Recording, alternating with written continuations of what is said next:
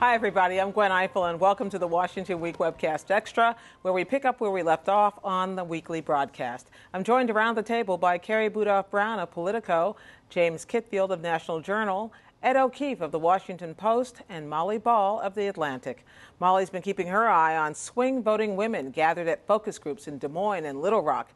These voters could determine the outcome of this fall's elections, and it turns out that may not be good news for anybody because they are not happy, Molly. Well, voters are mad at everyone. What else is new? But I think there is a new dimension to the attitudes we're seeing in the electorate, both as seen anecdotally in these focus groups and as seen in a lot of polls recently. As we talked about on the show, there is a new emphasis on international affairs, a feeling that we've got to do something about ISIS, but it's a more generally pervasive sense of anxiety about security, whether it's the events in Ferguson, school shootings came up a lot, crime, really? And international threats. And, we've had all kinds of international turmoil in the past 3 years, and it hasn't registered in quite this way. It seems to be a combination of, the vividness of those images and also the fact that these economic anxieties that have flown so high since the financial crisis have ebbed a little bit.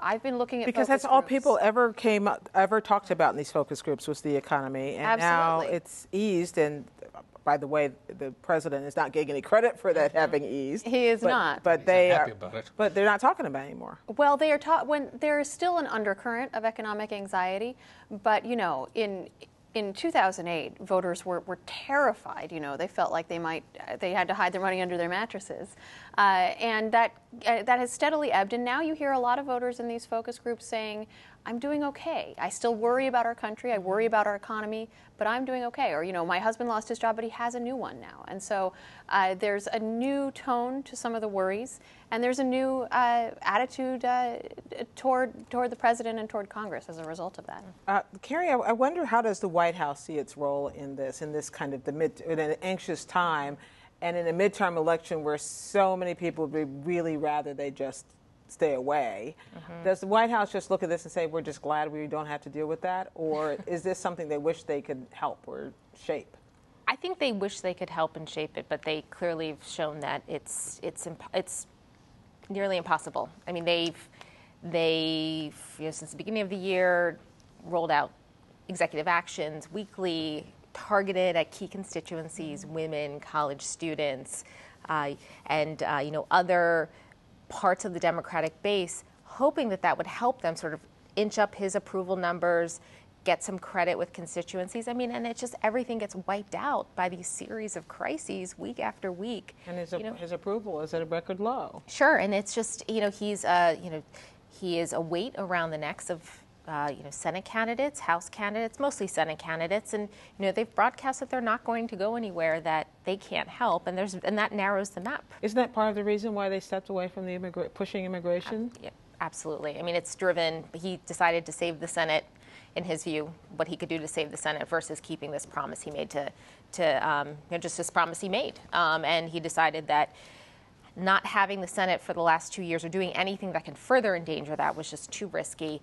Inserting immigration into that conversation would polarize it for years to come, similar to the way gun control became off limits after the '94 election. And they felt like they had to preserve the issue. And that's the argument they're making to advocates. And I have to say, I mean, I spent this week trying to talk to advocates and see what they were saying.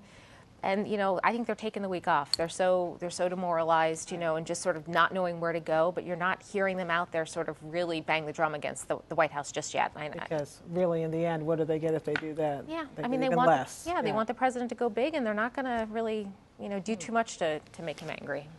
James, talking about crisis after crisis obscuring any progress, let's talk about Ukraine for a moment. Yeah. This week, the interesting thing happened. Petro Poroshenko, the new president, said, Russian troops are now gone from Kiev, and we can continue wherever we left off. And Putin's response was, we never had troops there. What are you talking about? Right, you can believe me or your lying eyes. Exactly. Right? Yeah. Unfortunately, the ceasefire, which is held, so that's good news. The bad news is it's frozen in place, basically what Russia wanted, which was to, it has these two breakaway areas inside eastern Ukraine. It's the same thing he did with Georgia in 2008. It basically has drawn a new red line in Europe, and as long as those countries have Russian troops on their ground or separatist areas, they can't join NATO. It sort of freezes in place the Western project of spreading, the European Union and NATO so you have a Europe that's whole and free. So Putin's won this round. The problem is now the Western countries have to figure out what to do about that. They introduced some new sanctions. But if he gets away with this, annexing Crimea, basically destabilizing Ukraine, I mean, he has rewritten the rules of the post-Cold War order, which was you don't change borders by force. It sounds like freezing in place is the best anybody could hope for, because at least there's no shooting. Right, and Ukraine was never going to win a war with the Russian military. And it became clear that he was willing to send in these stealth armored columns to sort of to turn the tide of the battle. He won. He won with force. He's brought back in the idea that military force can rewrite borders. And I want to end this part of our show by just talking about some crazy stuff going on Capitol Hill. There's always fun stuff, but we don't always get to talk about it. Two things that caught my eye. One is a reality show that was shot, unbeknownst to all of us, involving 2 U.S. senators in a rare and strange exercise in bipartisanship. Yeah. And another a very public, weird, never-ending divorce involving yet another member of Congress. Yeah, well, let's start with the reality show. Jeff Flake, the junior senator. Reality show versus reality, by the way. Exactly. Yeah. He's a junior senator from Arizona, bit of a fitness buff, and now for the third time has visited a tiny island in the Pacific Ocean. It was the island of Aru in the Marshall Islands. This time, though, instead of bringing along a family member, he brought along a Democrat. Martin Heinrich, the junior senator from New Mexico, who's an equally athletic and outdoorsman of his own accord. The two of them have struck up a friendship. Heinrich had asked a lot of questions about this trip to this island, and in mid-August they met up under the cover of secrecy in Hawaii. With a Discovery camera crew. With a Discovery Channel camera crew in tow. And they made their way to this tiny island where for about a week they were given 3 pieces of equipment, one of them being a spearfish, and they had to basically survive. And the idea being that if 2 Democrats can do it on a deserted island, and if 2 senators of the other parties can do it, then we can do it in the halls of Congress. Okay, you had to give me the short version of the Mark Sanford Facebook post. 2,348 words on Facebook this afternoon to announce that he's hired a lawyer and that he's no longer getting engaged to his Argentine soulmate. There is a court hearing Monday to discuss a possible gag order in what is now a 5-year divorce battle between Mark Sanford and Jenny Sanford. It feels like it's been years since the hike along the Appalachian Trail. It has been, and the divorce proceedings are still dragging out. And it still More goes on. words in that blog post than miles on the Appalachian Trail. and you counted. Somebody counted. Thanks, everybody.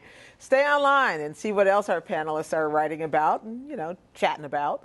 In our daily Washington Week feature, Essential Reads. And in my weekly take, I read between the lines of the president's big speech on ISIS. All that at pbs.org/Washington Week. And we'll see you next time on the Washington Week Webcast Extra.